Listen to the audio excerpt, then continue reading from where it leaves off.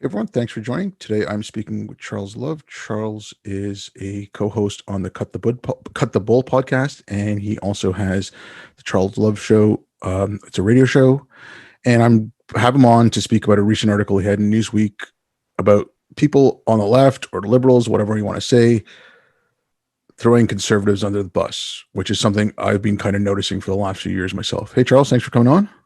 Thanks for having me.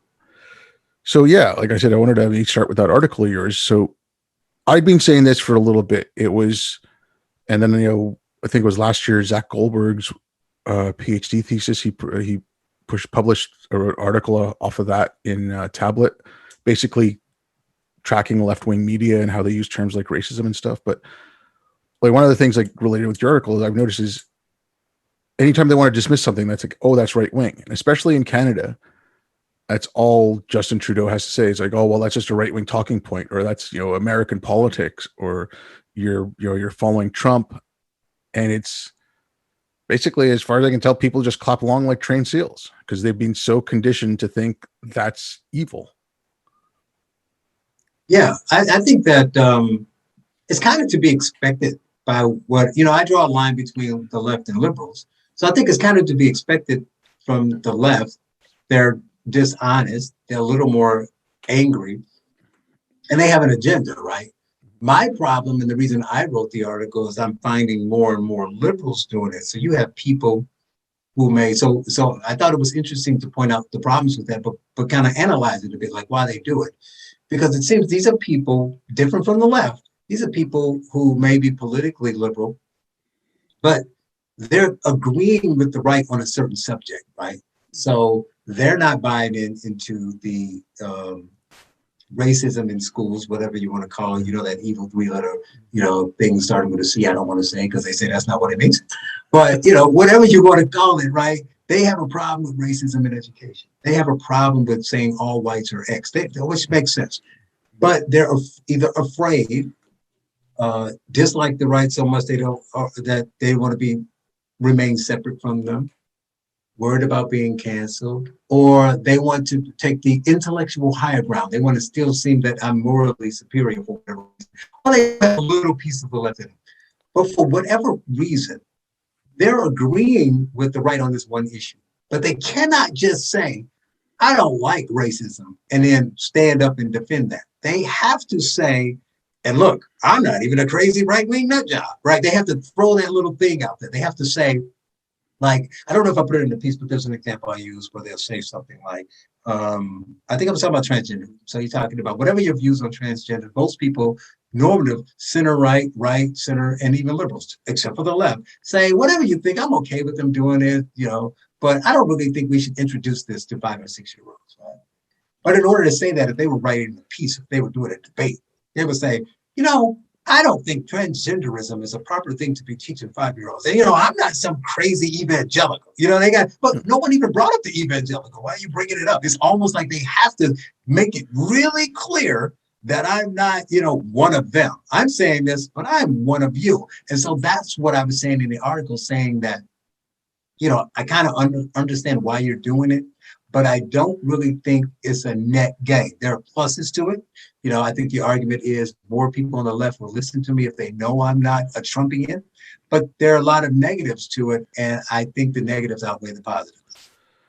Yeah, I mean, okay, like on the negative side, now, like, okay, right, left, conservative, liberal. I think that's part of the issue is the terms don't mean much, but I mean, we don't have anything else really to use. So yeah, so like someone who is a liberal, like, classically liberal, and they said, oh yeah, well, let's take Trump, and when he did that strike against Syria, like it was Syria or Libya right at the start of his presidency. People were like, oh no, okay, I hate Trump, but that was a good thing, or Trump made the right decision even though I hate him. Now, I'm not trying to make one thing. I was not a Trump supporter. I wasn't a Hillary supporter. Like in 2016 and in 2020, anyone who asked, I said, vote down ticket. I said, neither of those people deserve your vote in either of those elections. That was my view on the thing. But I don't have to, like, I don't care about saying that. Like, I know I'm just saying this, like, but I'm just like, I'm trying to like, I would say it's right out, okay, Trump did a good thing. And I didn't have to say, oh, because I'm, but I'm not right wing. Like, I didn't feel the need to say that. And I think it was, because I said, like, both of these people are horrible. Like the Trump thing again, they took, like, when the whole Me Too thing happened, and you had the pussy hats and all that garbage and blah blah blah, and there's like, how can you defend Trump? But these are people who voted for Hillary, and it's like, well, you took money from Epstein, Weinstein. You took like how many, $3 million? Right. Like, so how is Hillary any better? Like, how about defending her husband? You don't have to go that far. What did she say about the people who accuse him of rape? Believe all women. But those women accused him, and she called them like narcissists and crazy people. So, I mean, you could go there, not even the money. We are arguing that anybody who spoke like Trump, it's on tape, so we can't deny that he said it. But he said it 10 years ago, right? Or whatever, how many years ago it was. It was like, but it doesn't matter. But then he said, well, what about Hillary and her attacks on other women and things like that? It doesn't matter. I'm like, well, which is it? So it doesn't really matter. You're doing this to advance a political agenda, which is cool. If you're being political, if we're having a political debate, all bets are off. I'm okay with you doing everything. Just know that you're making a political argument. When you say, I heard there was a woman who wrote an article saying that I'm a rape victim, and if my rapist was running against Trump, I would vote for the rapist. Or no, I think she said if Biden raped me, I would still vote for Biden. It's the right thing to do for the country. Who cares? That's a political statement. I don't care. She's saying my politics are so opposite Trump, I need him out. Cool. I'm not saying you're wrong for saying that. When I talked about the both sides in the article, I made it clear whenever I talk about it that when I say I don't like when people say both sides in a political debate, it's two main parties. You have to say both sides. So if you say I'm a Democrat and we want to do this and I don't like their side, I'm okay with that. That's not what I'm saying. I'm saying, like you said, if you wanted to say I like Trump's decision, be man enough to say I like Trump's decision on the Syrian thing, and then explain why. This is why I think it was the right thing to do, because he could have done this. He could have done this. Obama did this. There's history. You explain it based on history and facts. You don't say, but I hate Trump and I wish he was dead, because that has nothing. One, it weakens your argument. You're basically saying that I'm not making this argument from a logical premise, right? Even though it may be, because if you were making it from a logical premise, then you would just argue your point and win on the merits of your point, for one. Number two, that's a real specific example. But if we go into these deep, complex cultural examples, it's an uphill fight. People are being canceled for talking back against this stuff, even liberals, right? So it's a hard thing to do. So I commend you if you're a liberal, you come out against your own political side and say, I got to put my foot down here. This all white people are racist stuff, or this, whatever you want to call it, stuff is bad. That's commendable. But if you're going to take that step, you're going to be attacked. We see it. We see liberals out there who get attacked, right? I see people attacking Colin Wright. Sasha White got canceled. People on the left are getting attacked. The woman that was going to be the editor of Teen Magazine Teen Vogue had to step down. All this kind of stuff. So it happens. So you need all the allies you can muster. And what happens is, when you use those examples, you turn off the other people who agree with you, right? So if you say that calling all whites or racists are bad, but then you say, but that's not to say that Trump and Tucker Carlson and the people on the right aren't racist. I'm just saying, don't call us all racist. You instantly lose all your allies on the right. And since most of the people in the center are afraid to talk, that's where your allies are. Yeah. The left, they're the ones pushing it. The center's afraid to talk.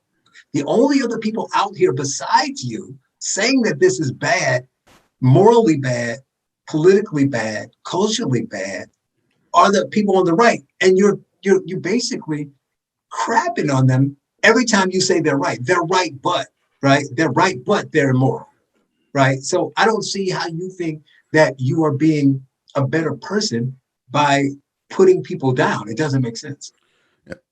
I mean, okay, like when you're talking about the argument, and that's another thing. So going back to the start of COVID, and I don't know if you can remember, like around that time, Tucker Carlson was probably one of the best journalists covering COVID at the very start. So if you go back last February, last March, and look at Tucker's coverage, but again, it was this bipartisan thing. Like, I don't want to be associated with the right. I know the whole media thing. There's like, that's a whole other issue with like what's going on in media.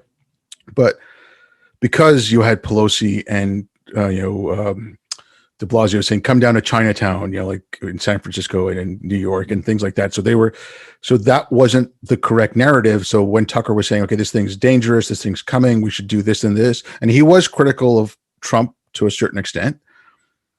But then the partisanship happened, and then it flip-flopped, right? So when the Democrats decided that, oh no, we need sterner measures, blah blah blah blah, and Trump was saying, no, we don't.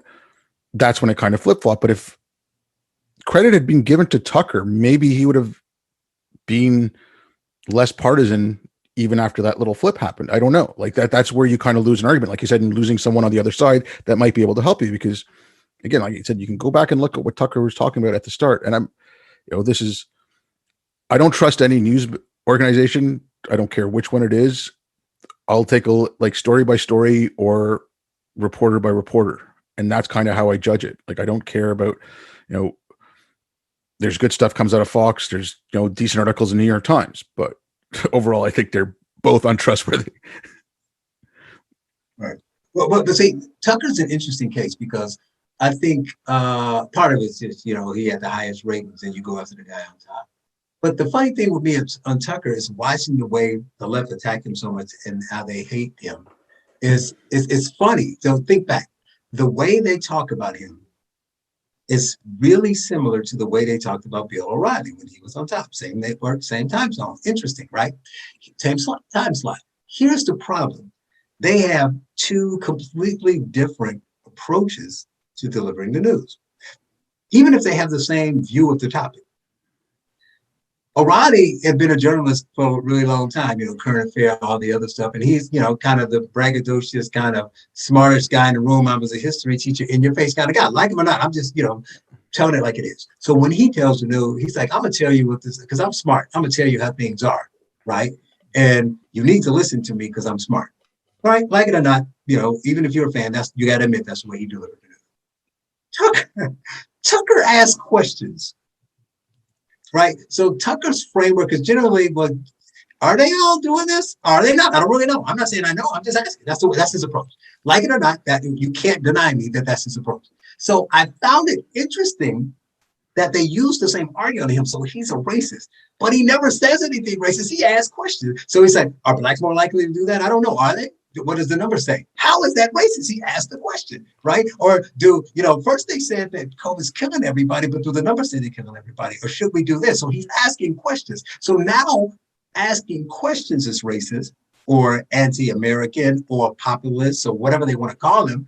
When the man is just, and I don't agree with him all the time, but I don't think he really puts his opinion out there as much as, Don Lemon or Sean Hannity. They all have a different approach. He's pretty much just like, I'm going to ask these questions. I see a problem here, and he'll bring guests on and ask them questions. So are you sure that that's the case, or is it something else? I don't understand why the argument against Tucker is he's the most racist guy. He's racist tropes all the time.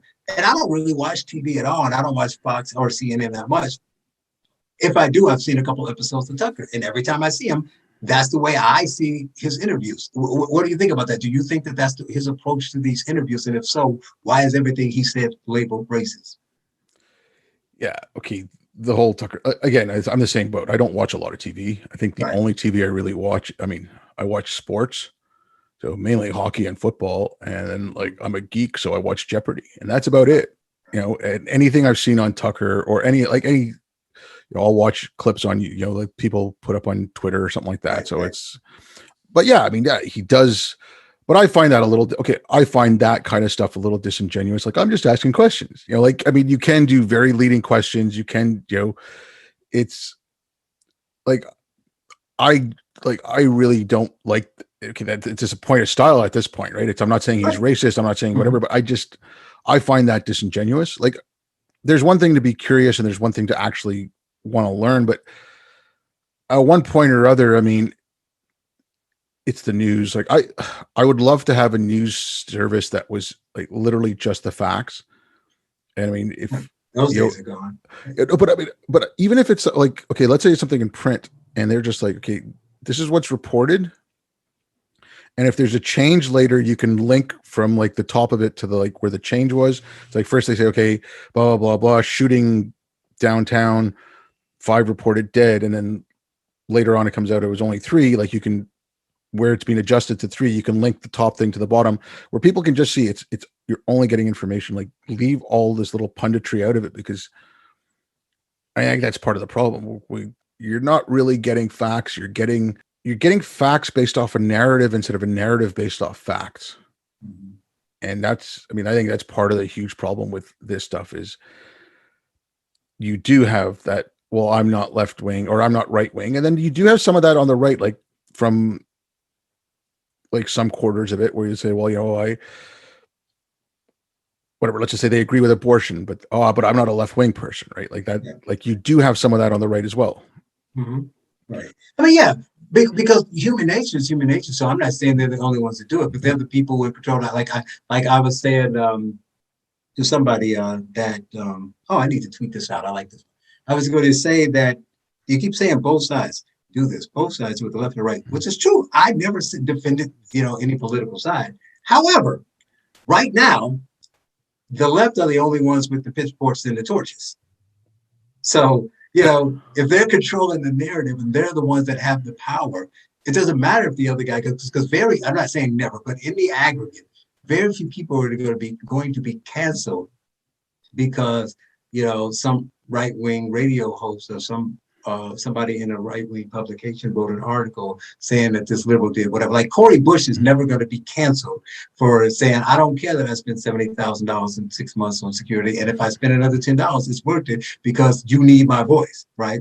There's nothing that anybody right can make fun of these people and write articles and do whatever they want. They ain't getting canceled, right? So it's not the same level of power. So you can't say it's the same effect, even though they're doing the same thing.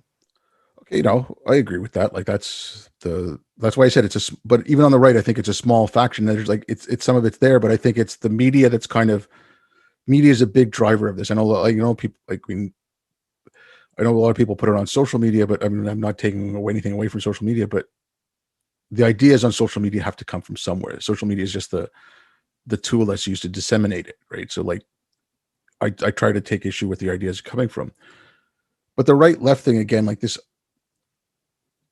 like I look back and because I look back at this stuff and I'm like right now, like especially after the last U.S. election, I got up in Canada, so this is kind of peripherally affecting me because all this stuff is filtering up to me, and we've got like a woke prime minister and all kinds of shit coming up here, and it's thanks to like all the garbage coming out of your universities, but Right. but like after the 2016 election, you had all kinds of people like it's not to pick on him, but not that he'd even hear this, but I'm going to use Sam Harris as kind of like, okay, the example of this. He said, well, Trump got elected because, partially got elected because of the excesses of the left and people got pissed off at all that and, basket of deplorables and all that garbage. But pretty much right after the inauguration, or maybe with the first Women's March, I don't know, but right around that time, it then switched. Like they forgot about all that. And it was all Trump all the time. And if you had admitted that, okay, you know what, the excesses on the left helped Trump get elected, I don't like Trump, wouldn't it be worth your while to go and fix the problem on your side? Because I mean, all they did was let all that stuff consolidate power. Like before it was, it was getting out of the universities, it was in the press, but it hadn't become ubiquitous in HRs. It hadn't, it hadn't gone down through K through 12. It was in some schools, but now it's like I said, I mean, it was in the U.S. federal government when Trump was in power. Like it was, they were teaching that at the Treasury Department. Like that's what the diversity trainings were. So it's like, I'm really pissed off about that. I'm like, you guys dropped the ball. You guys, and now it's like, they were like, oh, well, vote for Biden because it'll be easy to get this stuff out. I'm like, it's taken over every institution, and I wasn't advocating voting for Trump, but I'm like, it's taken over every institution. Yeah, the mistake is when you make it political. Again, I go back to that. This is a cultural issue, and that politics has a part to play is actually true. But trying to make all your decisions politically on a cultural problem is what how you end up here. So you make a great point there. What I found was people hated Trump so much. It's almost like the you got the liberals, right? The sensible liberals in the room, whether you agree with them or not, they think logically, they have their views, they have liberal views you may not agree with, but they can clearly articulate them. They have some things they understand with you, but they hate Trump. So the left comes along, and the left is a rabid dog, attack dog. They don't like it. They think they're crazy, but they hate Trump so much. They're like, hey, why don't we just let this dog off the leash? And then they realize they can't control it afterwards. So now they can't control it. It's in their house and it's knocking everything off the counter and it's breaking stuff. And they're like, we don't know what to do. And that's kind of what happened. And like you say, the weird reaction to it was they're like, we saw this coming down the pike. And they're just like, let's just let it keep happening. And now they can't control it and they don't know what to do. So they know it's a problem, but they don't know what to do with it. So no one ever sat around and said, well, even if we are successful, we get rid of Trump. What happens if we get rid of Trump and we can't control this? And now, everything is it's a free for all and you can do everything. And one example of that is you have people I consider really strong voices and intelligent liberals who are writing against this stuff. But so Trump was evil. Trump was so bad he had to go. He's gone. They are still to this day writing about Trump. So they write these articles about stuff, and it was like, but Trump, you mentioned Sam Harris, and I again don't like to call people out, but like you say, who's going to hear this? It's just between us. But I mentioned one example in the article because I don't know if you read Persuasion, but every article I read there is really good, right? They're really kind of got their finger on what the problem is, but they just can't stop. They can't. It's like a physical tick. They cannot stop themselves. And the head of the group, Yasha Monk, is like he's writing about something. I'm like, this makes a lot of sense. Man, people should listen to this, and that's why I talk about him so much. You got to read this. But then it'll be like, but don't get me wrong, Trump. Or he'll play an interview with somebody. And it's like, well, what do you think Trump had to do with that? Or I'm like, dude, would you just stop talking about Trump? I mean, can you write one article and not use that 5-letter word? But he can't. He literally can't do it. And then the one that I used in the article where it says that he actually made it clear when you talk about both sides. This is my favorite example. Say, let's be clear. I am not saying that both sides are morally equivalent, and that's why I openly advocated for Biden, because he's openly saying the right of the left is morally superior to the right. He wrote that in print while attacking the left, saying we need to do something about that. But don't get it twisted. Those right-wing people are evil. But, hey, they're not wrong about everything just because they're evil. Yeah, so we should listen to them even though they're evil. But by the way, I said that. No, but that's wrong. Yeah, but that's just it. Okay, I see the same garbage. Okay, like when I spoke to you on the Cut the Bull, like I was comparing to Islam, and this is one thing I see the same thing with. And a lot of, again, I'll pick on Sam for a second, but he would say, well, you're leaving the conversation wide open for the Robert Spencers of the world. So not Richard Spencer, the alt-right guy, Robert Spencer from Jihad Watch. Right, the Jihad Watch, yeah. Robert doesn't actually lie about Islam, but he brought into more of the general vernacular this term taqiyya, which taqiyya is like, I hadn't heard about it until 2015. It was mainly a Shia thing, where Shias would go into Sunni areas and they were allowed to lie about their faith, like lie in the sense that they can say, I'm Sunni, not Shia. Now, it's not very well known. As far as I can tell, it wasn't very well known by Sunnis anyways. And it was, like I said, it was mainly a Shia thing. But, he would attack someone like Majid Nawaz saying, oh, that's taqiyya. He's a, stealth jihadi, blah, blah, blah, blah. So he brought that term into usage. So the same thing that happened when you let the conversation around Islam go wrong. But now it's like, and someone like Anarchist Handbook wouldn't get invited to CNN, but she'd get invited to Fox. And it's like, oh, she's right wing and she's only going on right wing, but no one is inviting her. It's just, I'm going where they can it's invite the me. same thing here. Like, if you don't like the discourse, now it's become, I don't like how, like, there was a cheat sheet that Peter Boghossian, James, I saw that. like, there's a big argument about it. Well, I don't like the way it's written. And it's like, okay, but it's the same bloody conversations you had around Islam, you're having around this, where if you don't like how the conversation's going, change it. Like I told people who were complaining about it, I'm like, put out your own cheat sheet then. Get out your, if you don't like the way they're talking about it, then you take over the conversation. But they don't want to. It's a lot easier to bitch about how the conversation's gone bad. And that's where I see this stuff at right now, even. And it's like, you did that for 4 years. Now you're making it even worse. It drives me insane. You also make an important point about who invites you. So I get dragged into these conversations and I kind of hate it because if you listen to Cut the Bull is a little bit different, right? Because it's three of us, we bring three different personalities. It's a little more raw and real. But if you come on my show, I bring guests on and we talk about topics. And so what do we do? And I'm like the guy who just asked, I know you say it's disingenuous, but no, I'm just asking questions. I'm just like, so what do we do in that case? In your book, you say this, and I let the guest kind of guide the conversation. But I mentioned that because when I'm invited on places, it's always, the right wing guy. Let's talk about the right wing guy. And then they get all disappointed because I don't debate politics and I don't care about politics. I truly believe that my argument is a cultural argument. But I've never been on CNN. I've been on Fox several times. I've been on, The First and 560 on pretty much every show on 560. But I've never been on that. Rush read my article, but I wasn't on there on the left. But I don't talk about political issues, right? I'm talking about how do we fix schools? What healthcare should be? What do we do about climate change? I don't say climate change is fake or we'll be dead in 12 years. I don't make it say my opinion. I just say, well, what do we do? So why isn't that discourse open? Why isn't someone like me invited on more, into liberal conversations? It's because my show is on AM 560, which is The Answer, which is owned by Salem, which is right wing. Or because I identify as a conservative. Like you say, those labels are terrible, but those are the labels you have.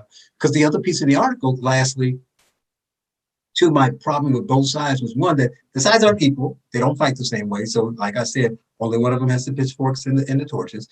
They don't say things the same way. But then my last piece is that they're not only two sides. So when you say both sides, you are eliminating certain people. So like I am conservative on a lot of issues, but I'm not a registered Republican. I don't defend it to you. But when Mark writes an article and says, I agree that calling every person white person is racist is bad, but those crazy right wingers are too loyal to Trump. Well, you're lumping me in, and I'm not loyal to Trump because you're saying all of them, right? So that's the last problem of the both sides thing, is because there's really 4 to 5 sides. So when you say both sides, so if I say, well, the liberals, that's a side, right? But I don't think, he's being guided by the nose with Biden. But, take your average prominent liberal politician. I don't think they're the same as AOC. And I really don't even think AOC is as far left as Antifa.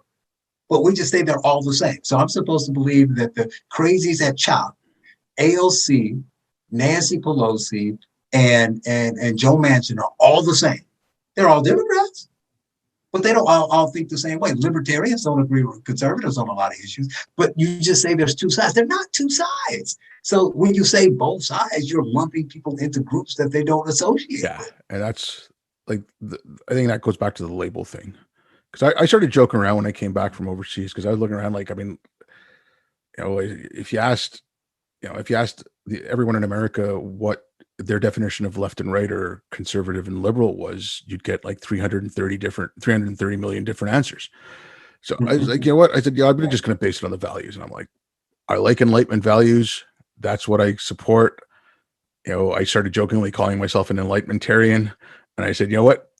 Just wherever that fits in your little pea brain, fit me into wherever you want to put me. But this is what I support. And I think that would be a hell of a lot better than saying I'm a Democrat, I'm a Republican, I'm a liberal, I'm a conservative. Because there's even between like AOC and Biden, I don't think Biden has as far left views as AOC does, but they're both Democrats. You know, but yeah, I mean, what about the classical liberal piece? What about most of the classical liberals, especially if they're older, are, used to associate the Republican Party until Trump came along. So they're in the Republican Party, but because they think the left went too far left, but they hate Trump. So you're lumping them in with Trump. So the Lincoln Project is our Trumpians. They literally started a project that's anti-Trump, but in your both sides argument, they're Trumpians. Yeah, and that's, I mean, it's, again, it just you don't get a clearer picture of what's going on, and it's like you said, okay, like you try to talk about solutions. You know, the whole school thing. The issue with the school thing is kids can't read and write, but now we're talking about whether it's CRT or not, right? And like this stuff, okay, I hate the racism part of it. Like, I despise critical race theory. I think there's a couple little nuggets here and there that might not be bad, but the way it's applied is just awful. But my biggest issue with all of this stuff is you don't talk about what the actual problem is. Like, the actual problem in education is kids can't read and write, you know? Right. They don't offer solutions. And that's what I said. I told somebody, I said, so let me get this straight. Because that's why I would love to talk to liberals, because I don't debate. I don't have arguments. I don't say, I don't even mention when they say CRT and they say, well, what do you think about it? I'm saying, look, let me make this clear. Teach whatever you want. But I got a simple question. If in Chicago, 30% of the kids drop out, and then of the 60+% that graduate, 30% of them can't read and they're just being passed through. How is teaching them more about Harriet Tubman going to help them? You are failing them by focusing on this. So, you want to sit around and argue about how accurate it is? Like you said, they don't know how to read and write. Why don't you teach them that? I mean, and also, like, if you want to teach them candy, if they can't read or write, how the hell are they supposed to read Anti-Racist Baby? Like, it's just, right. It was I'm trying to remember the guy's name, but I think he wrote this thing called the Anarchist Handbook. And I'm not talking about the one that Malice just did. This was back in like the early 1900s. And one of the things he wrote in it, he's like, study chemistry, study biology, study all this stuff. You study it so if your comrades get injured, like the guy was out of Russia, and he was like, if your comrades get injured, you can heal them. If they get, if they're sick, you know how to fix them. What medications to give them. It was like, his thing was, if you're going to be an activist, you're going to be any of these things, study first and then go use that to help your activism. Like, now you're learning to be an activist instead of getting educated and then using your education to form your activism.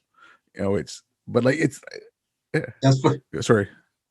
Yeah, that's funny. You mentioned the guy who wrote that book. You said he must have been Russian because you said comrade. I was like, he had to be either Russian or Portlandian. Yeah. No, but it's funny you mentioned that, though, because I'm working, I'm the executive director of Seeking Educational Excellence, which focuses on actually teaching people STEM and critical thinking skills and things that matter. And we are working with the Coolidge Foundation on a citizenship challenge because we think they don't understand civics. The next generation, they don't teach it as much in school. It used to be like government and civics, and it used to be history, partially American history. Now they just have social studies where they teach it all, and they focus more on the history than that. Now with this coming in, we want to add Black history and other history. It all fades to the background. And so we're trying to incentivize kids while they're younger, 6th grade through 10th grade, to get them more interested in it, have them know some facts. But the other key piece is, we say that too, what you just said about the guy who wrote the book. If you were a social justice warrior, if you are an activist and you want to fight against the machine and the man, you kind of need to know what the man's handbook is, which is the Constitution, right? If you're going to say that the laws are unfair, but you don't know the laws, you sound disingenuous, because how do you know the laws are unfair when you don't know what the laws are, right? So during the Trump era, everybody became these political sciences overnight. And it was interesting to sit back and watch as somebody who studies this stuff about history. People are like, well, he's an authoritarian. Why do you say that? Because he's doing this. It's like, well, that's part of the executive branch. You should probably look up, civics and find out what this supposed to do. Or he didn't do anything about this. He should have passed a law with it, but that's what the House is for, and you all control the House. So did you send a bill to his desk? They don't know anything. So, I mean, you ask them who that congressman is, they don't know.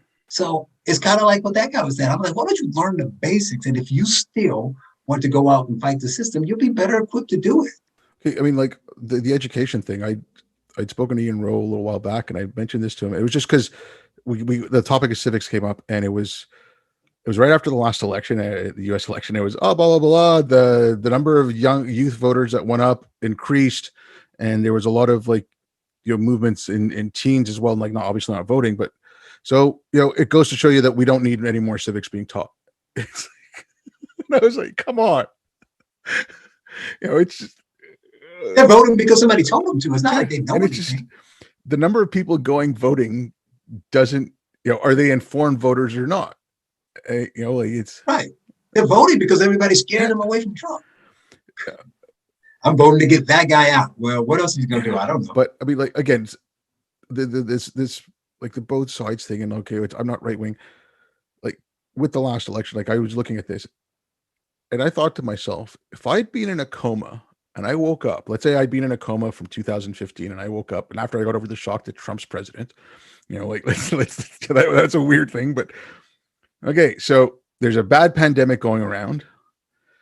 It's very contagious, blah blah blah blah. They're bringing up to speed, and they're like, okay, for the next election, they're suggesting people vote in by mail because standing in line to vote could be dangerous. Now that follows some logical sense. Now they're like, and then you hear, oh well, Trump's saying you voting in by mail is because they're going to cause fraud, and you're like, well, that's a little crazy. And then you see these protests. And it's like, okay, you see people getting arrested, which I saw or getting ticketed in a church parking lot for having a service where everyone sat in their own cars. Yeah. So, I mean, how is that dangerous? But, Kamala Harris setting up a bail fund for all the protesters in Minneapolis.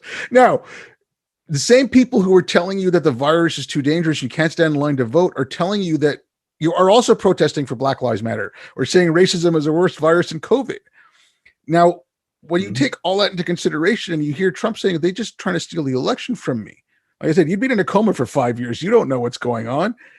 But as illogical as Trump sounds, it's a lot more logical than a racially conscious virus that's only going to attack certain things. Like, I mean, like the trust that was lost in everything. That's why when I see all this stuff going on, they're still doing the audits from the last election, this and that. I'm like, yeah, you have no one has any more trust left. And you've done it to yourselves with this, I'm not right wing, and anything the right wing says is evil. And you scared people off so much that they don't, it's like leper, unclean, like get me away from it. Mm-hmm. Well, the COVID thing is would to that guy waking up from his coma would confuse him even more, because you touched on the thing where they were still saying go to Chinatown and saying, because it goes back, you could say both sides, we can tie that in, because the anti-Trump sentiment was so strong, we had gotten to a point that anything Trump says do the opposite, right? So I've been speaking on education a lot. And so when he started talking about the schools, I was like, no, because I agree with him. He was right. But I'm like, no, they're going to do the opposite, because you said it. Just shut up, please. I'm begging you to shut up, because they're going to do the opposite. Now, I'm not saying you're wrong, Trump. You're right. But if you say don't stab your baby, we will have millions of people stabbing their babies. They're crazy. So I say that because you touched on the pieces of the Chinatown. But let's do a really quick thing. When they found out about it, nobody, Trump, left, right, nobody did things enough, right? From November, December, when you said talking about it, everybody blew them up. Nobody. When the first person died, Trump was like, whoa, this is coming from Wuhan. This is bad. Close the border. Racist. Yep. You remember that? Racist. And so to prove that he's racist and go over the top, not only will we be against this ban, we will encourage people to go out. So de Blasio said go to the theaters. Nancy Pelosi said stuff. People forget that in Chicago, the NBA All-Star game was there. It was in February. They're like, the All-Star game, right? So then George Floyd happens. It's May at this point. Everybody in New York is dead on the news, because I would watch the news and it was just like they're dying every day in New York, and it's spread coming to you and you can't breathe the air. You have to protest. And then the CDC says, no, protest is good for your health, and then CHOP happens. Nobody said anything, right? And then it goes on from there. So protesting is good unless you're white and you're going to your state capital and say, don't make me wear a mask. Then you're a racist Trumpian. But So it just continued to happen. So we had areas for whatever reason, because the governor was right wing or because people just protested, well, they didn't wear masks, but they weren't dying at a higher rate. But they still telling you, remember the surfaces? Yeah. Remember, people were cleaning their groceries and all this other kind of stuff. But then they said, but it doesn't live on surfaces. But then the CDC, you should just stop listening to Trump and listen to the CDC. But the CDC says, whatever you do, for the love of God, don't put on a mask. Then y'all know you need to put on a mask. So, of course, this guy in the coma will be, I'm confused. Am I wearing a mask? Am I not wearing a mask? If I'm in Florida, I can go to a restaurant, but if I'm here, I can't go to a restaurant. If I want to protest, I'm going to die unless I'm black, or if I'm protesting for a black person, then I'm not going to die. And it's airborne unless if I'm riding a rental bike down the street by myself. If I'm in New York, I should wear a mask. But if I'm in Florida, I can go in the restaurant and eat. And here's another thing few people talked about. A lot of upscale restaurateurs who own restaurants in New York, when they shut down, this is fascinating. Go look it up. Le Bernardin did it, all the big tops. They went and opened restaurants in Florida because they were losing money. So they opened, hear me out, people. Let me say this slowly. Liberal people who were wealthy, who owned upscale restaurants in New York, when COVID closed the restaurants, because we're all in this together, they closed the restaurants because it was the right, safe thing to do, and they didn't want to hurt people. Then they went to Florida and they opened restaurants during COVID and scene. Okay, but a lot of this is so much theater. Like, okay, we just opened up in Quebec. Okay, we were on curfew from middle of January to about middle of May. So from 8 p.m. to 5 a.m., we weren't allowed outside our homes unless you went in your backyard or something, right? You weren't allowed. Did people get COVID? Oh, it was to just stop rushes at night, whatever. People were still getting COVID. But did people get COVID though? Yeah, they still got it. But they were only out in the daytime. How can they get it? COVID is a night thing. But now that things are opening up, you can go into a restaurant, but you have to wear a mask as soon as you walk in until you sit down. And then you can take your mask off because obviously it doesn't go over, like seated height. Yeah. No bar tops. But as soon as you get up to go to the washroom or something, you got to put your mask on. It's all theater. And people are, okay, I want to go out. I want to go to the restaurant. Yeah, fine. I'm going to do these stupid things because I want to, I'll put up with that. Yeah, I'll put up with that little bit of nonsense, but I'm going to laugh at it. I'm going to think it's just absolutely stupid because it is. I mean, if there was sense, like again, with the masks at the very start, the only place I'd heard it from, I can't remember who it was, but it was a doctor in Canada who was explaining it. It wasn't our, like the Minister of Health or anything like that, but it was at the very start saying, look, we have a shortage of masks. It's better for health professionals to have them. It's more, if you're symptomatic, then get it. But like, it's, it would be better. It'd be better if you don't wear the mask right now. We're getting more in a couple of weeks. If you want to get a mask, you should be able to get it. Like that makes logical. So he made it a prioritizing because of the amount of supply, not it'll make you sick. But don't do it. That's logic people can understand. And then if that guy comes on again in a couple of weeks saying, you know what, our supply's gone back up. If you want to wear a mask, we suggest it. Go get one. Everyone's like, but like first, like, no, mask, don't listen to Tucker because masks are going to kill you.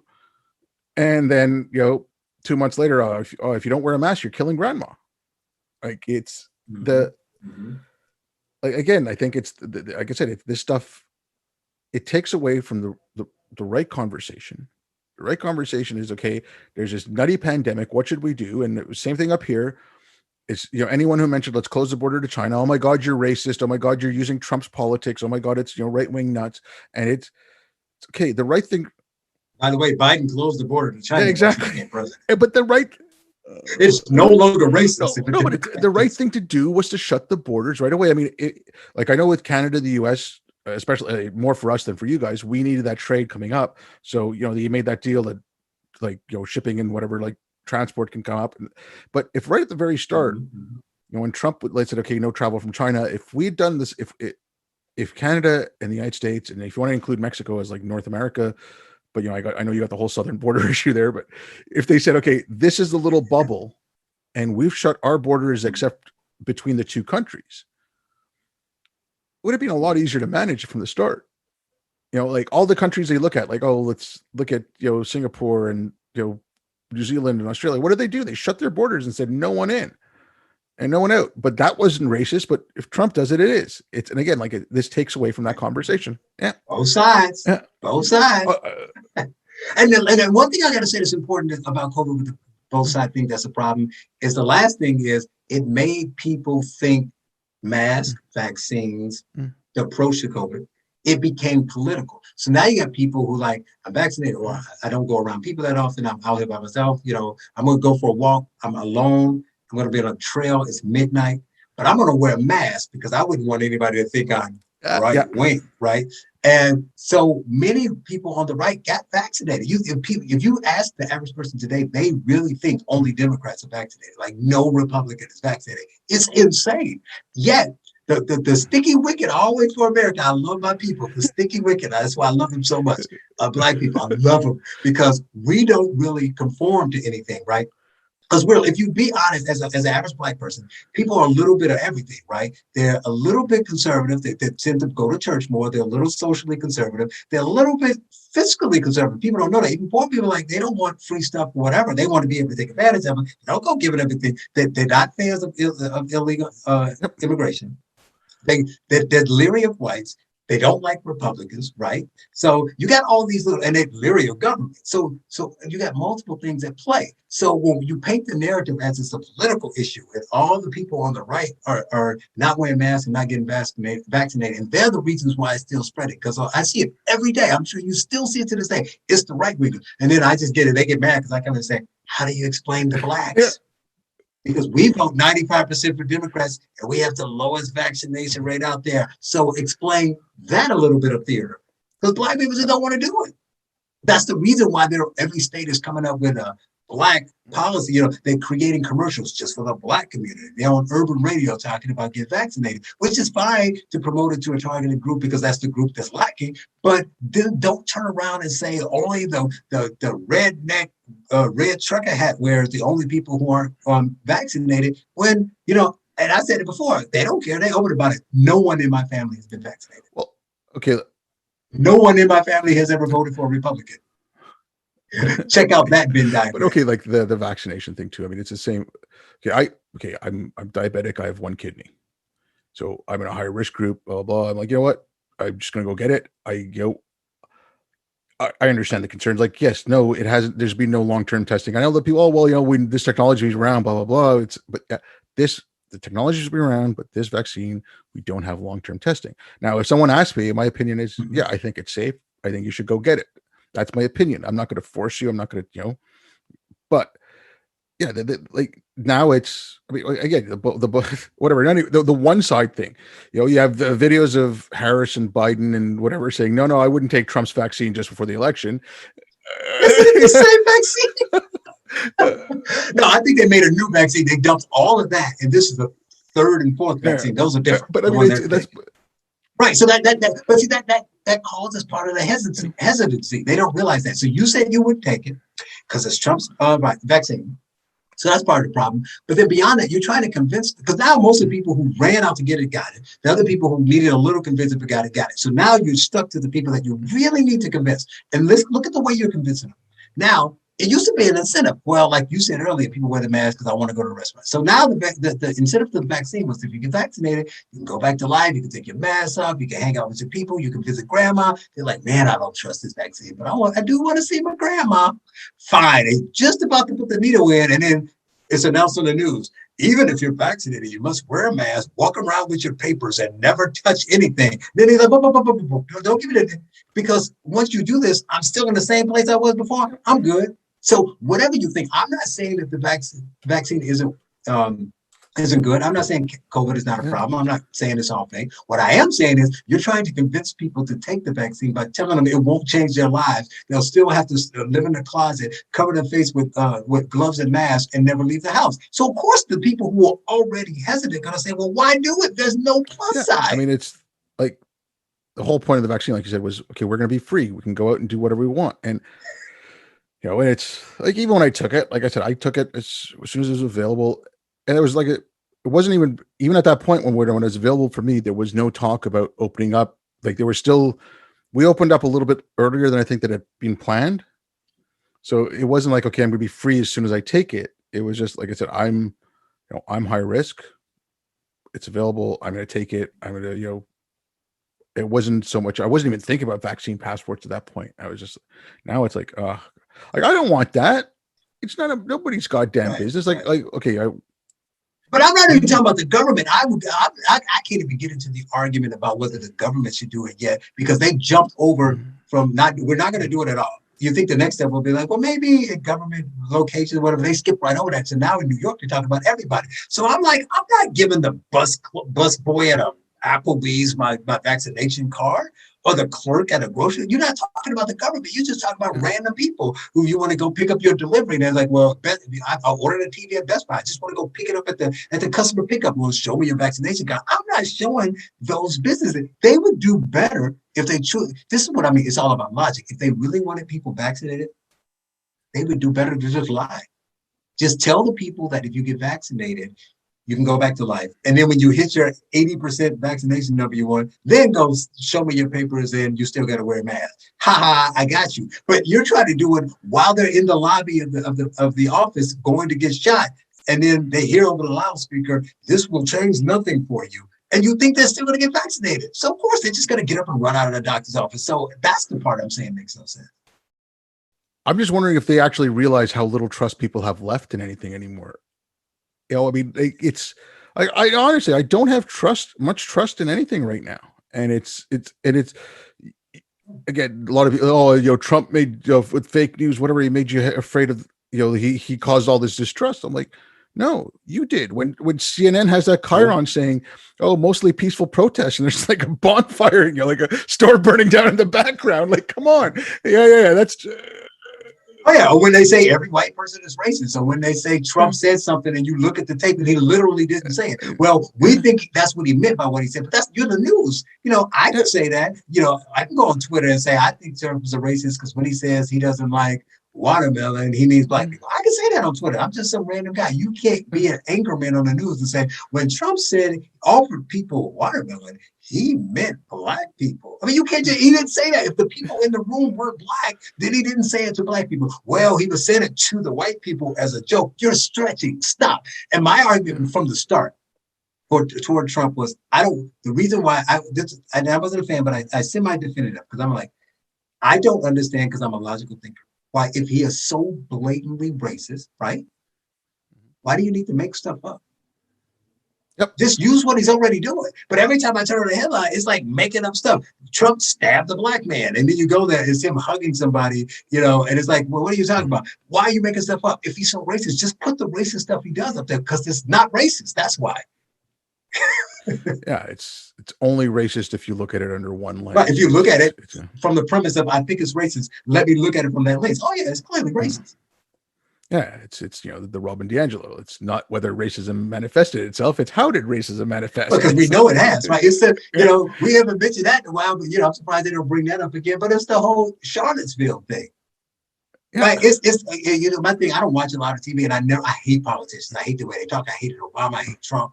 But I care about what's going on in history. So I read transcripts. So it's fascinating. When you read the transcript, you get something different because you don't get the flash and you don't get the nuance. You just get the words. And I'm reading this. I'm like, why did they say this is racist? Then I watch the video later and I'm like, okay, it's a little different, but it's still. He's like, no, and I'm not talking about, he literally said he's not talking about the people you said he's talking about. Well, he didn't mean it. Now that's different. You're saying he's saying he didn't mean it. That's all right. You're saying he said white supremacists are great and we need more of them. And that's literally not what he said. You're lying and you're a news anchor. Shame on you.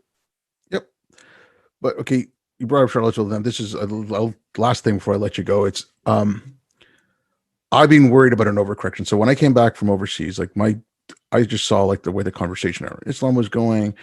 I saw, for lack of a better term, secular blasphemy laws and all this stuff. And I'm like, we're going to have an overcorrection. Even back then, everything was racist. If you were online enough, everything was racist. And I thought, okay, Trump getting elected, like I said, I mean, for me, it was my biggest beef with him was the guy's erratic. I don't know from 1 minute to the next. I'm not sure he knows from 1 minute to the next what he's going to do. So that was my biggest beef with him. The guy's a little erratic, but I'm like, maybe that would wake people up. When I heard people saying, oh, the excess is on the left, and I thought, okay, good. Maybe they're going to do something about it. But no, it didn't. Then I saw Charlottesville. I'm like, okay, that's the overcorrection that's going to get people because, you're continuously getting you're focusing on a white racial identity in a majority white country with a lot of guns. It's not a good idea. You know, Yeah, let's create the races that don't exist by pissing them off, and then say, "See, there's racists. Yeah, you made them mad. You woke the racists up." It's not just that you made them mad. There was a study from the APA that came out last year. It was on little kids, and so it was they. It had, I don't remember the numbers exactly, but it was one was from a few years ago and one was from last year, and it was the level of racial identity among, so they had like Black, Hispanic, Asian, and then whites, and it was almost at zero for whites because it was, okay, I'm Irish, I'm Italian, I'm blah blah blah. But in, like, let's say the last 3 or 4 years, that number started rising among white kids. And then I look at something like the Dalton School. I think we talked about it when I was on your show. Like, they got the kids to focus on their race and look up, what was bad about their race or what was good about their race. And, they started turning into ethno-nationalists. Racist. Yeah, I know, but okay. Well, what do you expect is going to happen? And again, I'm like, you're in a majority white country with a lot of guns. It's not a good. I'm not saying everyone. I equate this to. You need it to be everyone. Yeah. I equate it to the madrasas and in like Pakistan, places like that, where only a small minority grow up to join the Taliban, but a large majority think gays should be killed or gays should be put in prison or apostates should be killed. They're not going to go strap a bomb on themselves and go blow something up, but they backed those beliefs, and that's what you're having here. So only a small number of them will go set stores on fire or whatever. Yeah, exactly. Like but it's a larger number of them will kind of say, yeah, well, what do you expect? I'll donate to their bail fund. Like, it's like, so that overcorrection, that's kind of like, I heard Glenn Lowry talk about it. I mean, like, you're in New York. And I think, like you said, you're from Chicago. Like, do you worry about something like that, or do you see it coming, or do you see any do you think it's more or less possible now? Or I think I worry about the sentiment. I less worry about this incoming race war that people have been saying, because we're too mixed. There's too many mixed race people. It's more political than it is and cultural than it is race. So you can be Black and on the right or center or non-political, and white people like you, and if you're white and you're political, the white liberals like you. What I'm saying? It's mixed, right? So you're a Kendi type. You have the white right hates you, but you have allies on the white sympathetic D'Angelo left. So how could you split by the skin color? How would you know? How would you look at me and know whether I'm Kendi or whether I'm Thomas Sowell? You can't look at me and tell, right? What team am I on, right? So I don't worry about it from that standpoint, but I do believe human nature. I focus a lot on human nature. I told you I talk culture, not politics, and that's what leads up to that, and that's what's more important. And the human nature says we're all flawed, and we react and we get mad if somebody says something to us, and we call you a bad name because you said something about me. So I think if you keep telling white people and starting earlier and earlier, because they're not teaching. Let me tell you some things about Black, because there's a white person in a white neighborhood, you may not learn this. That's not what they're doing. They're teaching you about all the bad things that happen to them. So some white people will get really sympathetic and be like, man, I feel sorry about that. And wow, we did some bad things. We need to fix that. That's what they want. They're ignoring the 10 to 15% that's just going to be like, I'm tired of hearing this, screw you. I'm tired of hearing this. I'm tired of you trying to put me down, right? The Tom McDonald kind of thing when he talks in his rap stuff, right? You're going to get, he's joking about it in a sense, but you're going to get white people that's just, all right, I've had enough of this. I mean, I get white friends who are center left or center right that said, I'm just tired of doing that. And then they start going to identity. Never did it before. I've known them for 15 years. And they'll say subtle things in conversations with me like, yeah, this is getting ridiculous. Like, dude, I'm Irish. And my grandparents were poor and they did this, which is true. But why are you mentioning it now? You never mentioned it before, and I've known you for 15, 20 years. It's because that's what this is fostering. If I keep telling you that you have so much privilege, you're going to go back and check. And then what happens when you find out, no, I didn't? My parents did okay. My grandparents were dirt poor. And we came here in, 1937. So why are you saying I owe you? 1950s. And that's what you're going to have. You're going to have a bunch of people who are actually going to open the books and learn more about Black history. Good, right? But they're going to also learn about other history and say, well, wait a minute. We got treated bad too. And then, and I'm tired of hearing it. And then you're going to get backlash. So maybe not violently, but, people are going to get apathetic. That's what I think. Yeah, you're gonna get the apathy, and you're also, I think you're gonna get maybe like just more ghettoization in a way. Like, okay, more of self-segregated neighborhoods, oh, I'm not going to go there. I'm not going to go there because that's a white neighborhood. I know some of that happens now. I mean, like Canada's not as, it's larger percentage white than the US, but we still have that. You still have like neighborhoods where, yeah, that's, mainly like whatever Asian neighborhood and blah, blah, blah, and you won't have other people moving in.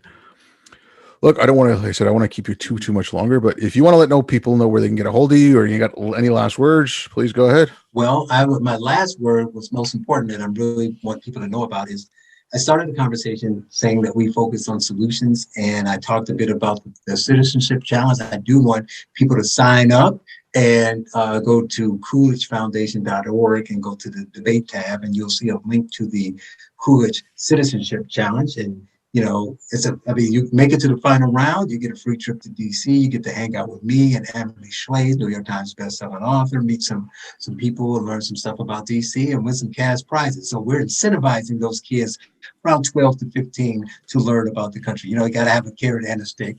And they can find me easily. Go to thecharleslove.com. They'll find past episodes of the show with some great guests. You'll see who's coming up, and the Cut the Bull podcast, easy to find. So check me out. Cool. Well, thank you very much for coming on, Charles. It was great talking to you. Always good to talk to you. Thanks. And thanks everyone for listening.